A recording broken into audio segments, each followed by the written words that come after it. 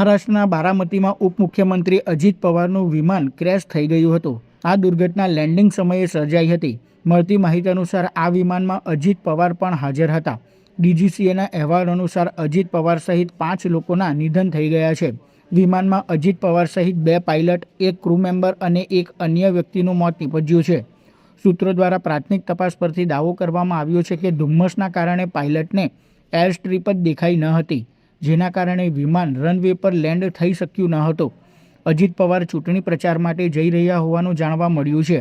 ત્યારે જ અધવચ્ચે રસ્તામાં આ અકસ્માત સર્જાયો હતો. વિમાનમાં કુલ 5 લોકો સવાર હતા.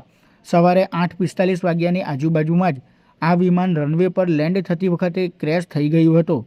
ડીજીસીએ દ્વારા આ વિમાન દુર્ઘટનાની પુષ્ટિ કરવામાં આવી છે. અજીત પવારના નિધન પર રાજકારણમાં શોક છવાઈ ગયો છે. વડાપ્રધાન નરેન્દ્ર મોદીએ મહારાષ્ટ્રના સીએમ ફડણવીસ સાથે આ મામલે ચર્ચા કરી ઘટનાની જાણકારી મેળવી હતી. આ સાથે જ સુપ્રિયા સુલે સહિત વિપક્ષના નેતાઓએ પણ ઘેરા શોકની લાગણી વ્યક્ત કરી છે.